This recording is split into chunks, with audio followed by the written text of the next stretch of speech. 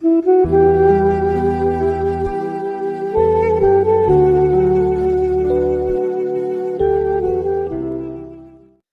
الله الرحمن الرحیم.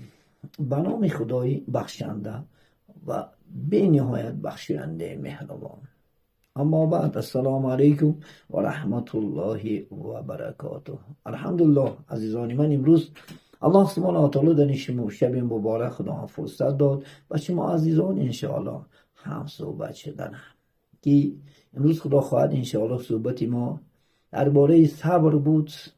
انشاءالله ما امروز که آیت های زیرین که سوره بقره آیت 157 که اعوذ بالله من الشیطان الرجیم اولئک علیهم صلوات من ربهم و رحمه و اولئک هم المفلحون. همین آیتی که به این گروه که از جانب پروردگارشان درودها و بخشایش ها است و آن راه یافتگانند، آن گروه هایی که در بالا ذکر کرده شد عزیزان من که ما در صحبت پیشین انشاءالله بیان کرده بودیم عزیزان من انشاءالله. امروزه که حکایه هایی که شیرینه که در حدیثی امام خدا خواهد انشاءالله مسلم یعنی ذکر شده که از بسمی شما عزیزان انشاءالله میرسانیم. شاعر میگه اگر در زندگی خاری، اگر رنجو رو به ماری، اگر در زیر غم باری، مشو غمگین خدا داره. انشاءالله خدا داره. خب در این حدیث مبارک امی سلمه مادرمان که همسری رسول الله صلی الله علیه و سلم روایت میکنند. روز میگه شوهرم میگه از نزد رسول الله صلی الله علیه و سلم با یک خرسندی میگه برگشت. گفتم مردک خیر باشد، اینقدر خرسند هستی؟ میگه گفت من از رسول الله صلی الله علیه و سلم یعنی یک سخنی خوب سخنی خرسند آوری را شنیدم و شادی کردم. میگه همسرشون امی سلامته گفتن که شوهرم گفتن و منم خبرتی و چی خدا خواهد خوب بوده است، چی خبری خوش بوده است از جانب پیغمبر صلی الله علیه و سلم.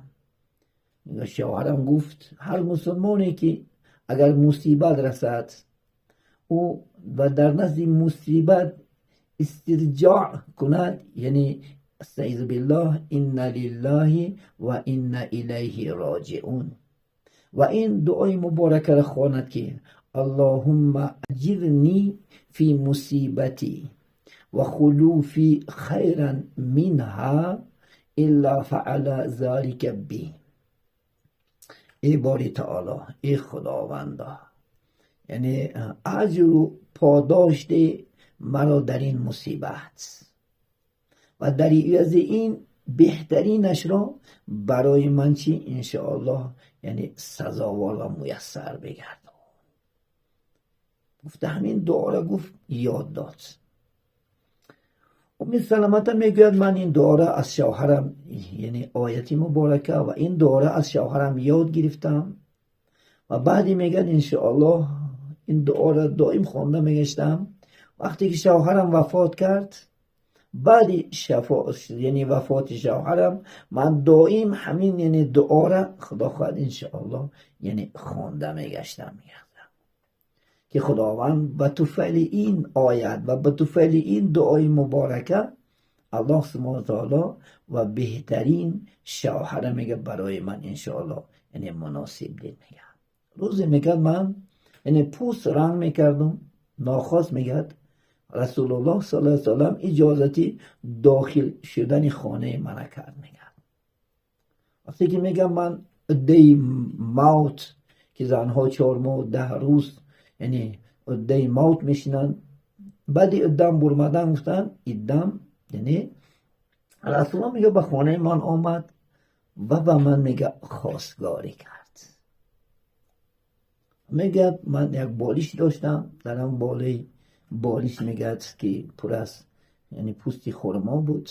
نشست میگه رسول الله صلی الله علیه و سلم، اما من گفت میگه ای سلامت، اگر اجازه باشد من تو رو بین زنی گیرم.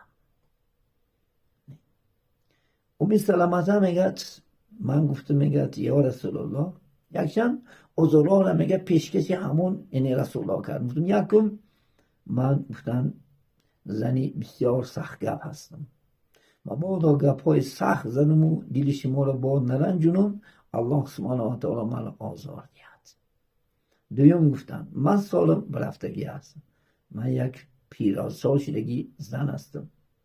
سیوم من 4 فرزند دارم، این چی میشه باشه؟ گفت پیامبر علیه السلام در جواب گفتن سلامت، این فعلی که خدا خواهد انشاءالله داری، الله سبحانه و تعالی این از تو دور میکند و منم پیرکی هستم و منم سالم برفتگی هست که آن سالم هیچی نمیشد و این 4 فرزندی تو 4 فرزندی من هست. گفت عزیزان من بینین و من گفت بعد آخر میگه تسلیم شدم و سخنی رسول الله صلی الله علیه و سلم و سخنی رسول الله را قبول کردم و رسول الله صلی الله علیه و سلم بنی کاش من داخل کرد که این یعنی باعثی همین آیت مبارکه و باعثی همین دعایی که پیامبر علیه السلام آموزندگی بود. بعدی مصیبت من دایم خواندم، همین اجر و مکافات نه من سزاوار شدم. عزیزانی من انشاءالله خدا خواهد کسانی که در سرشون مصیبت دارن، حتی در شعاری های حدیث میگن حتی بندی پتینکت کنه هم این لله و انا الیه راجعون. چه قرضدار هستین، چه انشاءالله من در بالا ذکر کردیم که الله چندین انشاءالله خدا خواهد ما و شما را یعنی مصیبت ها که انشاءالله سنجش میتید و دائم به این ذکر و به این انشاءالله خدا خواهد دعا باشیم. البته ما و شما الله سبحانه و تعالی خدا خواهد بهترین مکافات ها، بهترین انشاءالله خدا خواهد یعنی خرسندی ها، بهترین شادی ها و از غم و کلفت دور شدن در الله سبحانه و تعالی انشاءالله خدا خواهد یاردم میکند. عزیزان من در همینجا صحبت با پایان میرسانیم تا صحبت دیگر خدا حافظی میکنیم. الله هر مسلمان هایی که حاجت دارن انشاءالله، هر مسلمان هایی که خود در سراشون مصیبت دارن، الله سبحانه و تعالی این مؤمنا را این مسلمان را زودتر انشاءالله به این آیت مبارکه انشاءالله فضیلت و درجاتش خداوند الها دور بگرداند و همین مسلمان را از غم ها آزاد بگرداند و چی مقصد و چی آرزوها داریم، خواه دینی است و خواه دنیایی، الله به فضل و کرمش برآورده خیر بگرداند. اللهم صل علی محمد و علی آل محمد و بارک و سلم علیه. با شما باد صدای خدا. آموزش شدن رو فراموش نکنید.